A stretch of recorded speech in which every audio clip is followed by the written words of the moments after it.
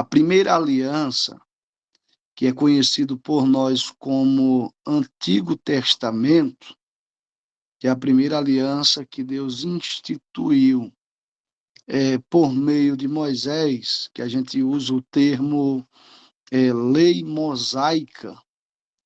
A primeira aliança, ela foi sendo passada por muito tempo de forma oral e depois passou a ser escrito, e o primeiro escrito que nós temos registrado é o que nós passamos a entender ali depois de Moisés, que são considerados por nós chamado de termo também de lei mosaica.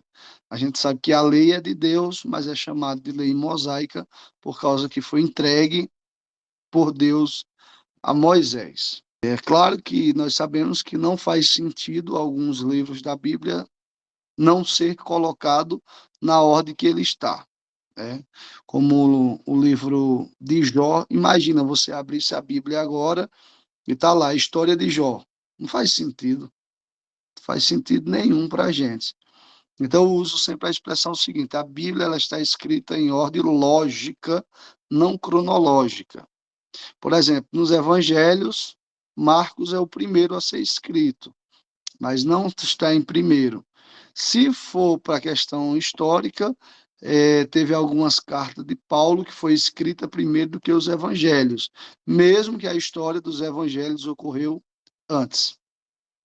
Porque é bom a gente entender, vamos entender o seguinte: aí pega essa primeira aliança, eles começam, a partir dali, desenvolver escritas históricas.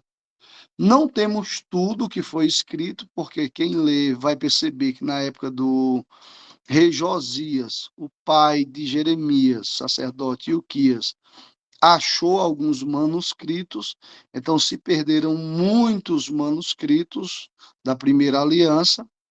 Só que quando chegar ali no período interbíblico, o chamado de intertestamentário, que é entre Malaquias e Mateus, de 400 anos, entre Malaquias e Mateus, quero observar algo que a gente chama assim, o período do silêncio de Deus. Alguns pregadores usam a expressão, o período do silêncio de Deus, que Deus não falou. Não é o período do silêncio de Deus que Deus não falou. Deus nunca deixou de falar.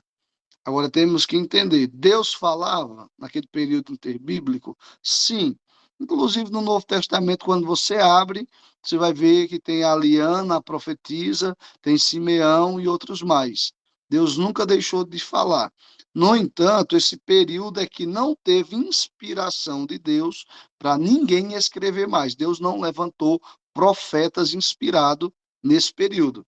Então, existe uma grande diferença entre Deus levantar profetas inspirados e Deus falar com o povo. Deus nunca deixou de falar com o povo. Então, nesse período que se fecha ali com Malaquias, as cortinas, e depois se abre com Mateus, 400 anos depois, o Novo Testamento, ele inicia, claro, depois da cruz, porque Mateus, Marcos, Lucas e João, mesmo que esteja inserido no cano da segunda aliança, eles fazem parte ainda do período da primeira aliança. É tão óbvio isso que Jesus ele viveu como judeus. Ele foi circuncidado, apresentado no templo, ele viveu todo rito judaico, porque ainda fazia parte da antiga aliança. E nós sabemos também, é claro, que só para existir uma nova aliança, era necessário o quê? Derramamento de sangue. Então, antes de Jesus morrer, não pode dizer que já existia a nova aliança.